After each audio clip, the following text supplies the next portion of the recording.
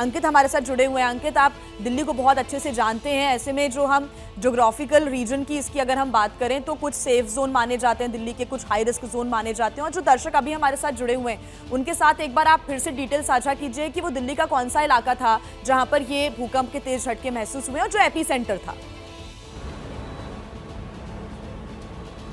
देखिए जी, निश्चित तौर पर जिस बात आपने भी जिक्र किया कि सिस्मिक जोन 4 में आता है, लिहाजा यहाँ पर जो है 8 तक की तीव्रता के भूकंप आ सकते हैं। अब 8 तक की तीव्रता तो सोच से परे है, क्योंकि 4 की तीव्रता में ये हालत हो रही है ये जहां पर आपको इतनी तेज झटके महसूस हो रहे हैं। लेकिन क्योंकि स्पेसिफिक जो जानकारी है वो निकल के सामने आ गई है, धौला कुआं के पास पे जो झील पार्क है, झील पार्क के पास में रेल म्यूजियम है। रेल म्यूजियम हम सबको पता है, धौला कुआं पता है, लिहाजा धौला कुआं और रेल म्यूजियम के जो नजदीक है इस भूकंप का केंद्र। और ये जो एपी सेंटर है इसमें जो इसकी गहराई थी भूकंप की वो 5 किलोमीटर थी। इसी वजह से दिल्ली एनसीआर और जो है जो आस पड़ोस के जो शहर है वहां पर ये झटके तेज महसूस हुए। जितना जितना जो नजदीक जा रहे हैं हम एपी सेंटर के, वहां पर लोगों को उतने तेज झटके महसूस हुए। हालांकि अच्छी चीज ये थी कि 1 सेकंड के आसपास का झटका था, लेकिन बेहद ही तेज था।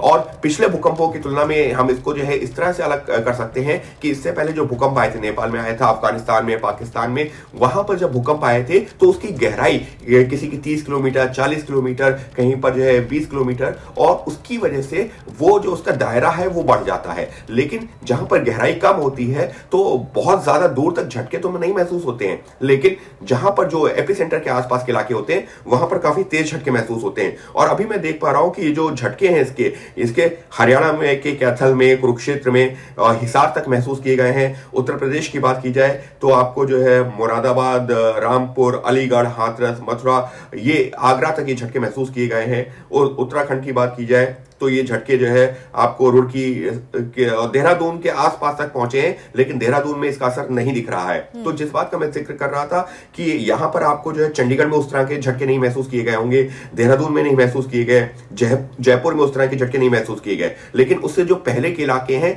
वो तमाम जगहों पर वो झटके मैं देख पा रहा हूं कि वो महसूस किए गए हैं जो अब तक की जानकारी सामने आई है। तो जो सबसे बड़ी वजह है वो यही है, क्योंकि इसकी गहराई कम थी, लिहाजा एपी सेंटर के पास में जो भी इलाके होते हैं वहीं सबसे ज्यादा जो है वो झटके महसूस किए जाते हैं। और इससे पहले भी जी अगर हम बात करते हैं, जो नेपाल में भूकंप आया था, एक बड़ा भीषण भूकंप जो जिसकी वजह से पूरा उत्तर भारत समेत जो कई इलाके जो देश के हिल गए थे, तो वो जो है जो उसका एपिसेंटर था उसके आसपास बेहद काफी सारा नुकसान हुआ था। लेकिन यहां पर गनीमत यही रही है कि उतनी तीव्रता के झटके नहीं थे, लेकिन क्योंकि हम एपिसेंटर के बेहद ही नजदीक है इस वजह से ये झटके ऐसे महसूस किए गए हैं। और पहले की तुलना में और आज की तुलना में भूकंप, शायद आप भी इस बात से एग्री करेंगे कि वो झटके कुछ अलग जरूर थे, क्योंकि यहां पर आपको एक सरसराहट महसूस हुई है। आपको ऐसा नहीं है कि बहुत ज्यादा डोलते हुए नजर आए हैं। इस वजह से ये झटके जो नींद खुली है वो एक अलग ही एहसास के साथ खुली है। या तो कोई बहुत बड़ी मशीन ऑन कर दी है, नीचे से वाकई कोई ट्रेन गुजर रही है,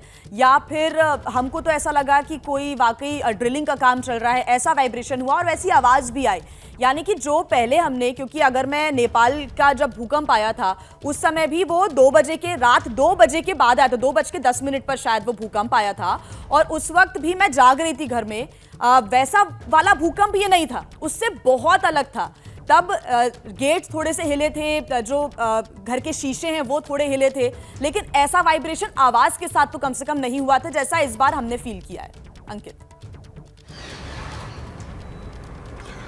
बिल्कुल बिल्कुल जी, और यही जो है यही अंतर है, इसी बात का मैं जिक्र कर रहा था। अब आप खुद सोचिए, जब जहां पर जो नेपाल में या अफगानिस्तान में या पाकिस्तान में या जिन जिन इलाकों में जो है भूकंप आते हैं, वहां पर जो लोग नजदीक होते हैं उनके साथ क्या होता है। क्योंकि अमूमन जो है हम इतनी दूर होते हैं और एपिसेंटर अगर हमसे जो है मान लीजिए 100, 150, 200, 400 किलोमीटर दूर है, तो हमको बस वो झटके महसूस तो होते हैं, तब भी जो है बिल्डिंग्स हिल जाती हैं, तब भी जो है लोग जो है सड़कों पर उतर आते हैं। लेकिन जो उन इलाकों के पास में होते हैं उनके साथ क्या गुजरता है, उस बात का एहसास हमको आज जो भूकंप का झटका आया है दिल्ली एनसीआर में, खास तौर पर दिल्ली के धौला कुआं और रेल म्यूजियम के बीच का जो हिस्सा जहां पर इसका एपिसेंटर था, उसके आसपास के इलाकों में क्या जो है क्या गुजरता है या क्या कुछ फील होता है, क्योंकि जो आवाज थी वो अपने आप में एक डराने वाली सी होती है कि आपको समझ में नहीं आता ये हुआ क्या।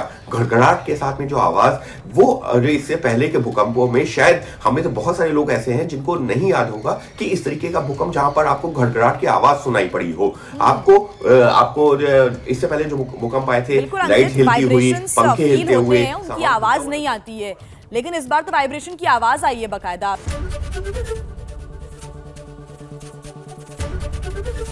एबीपी गंगा, खबर आपकी, जुबान आपकी।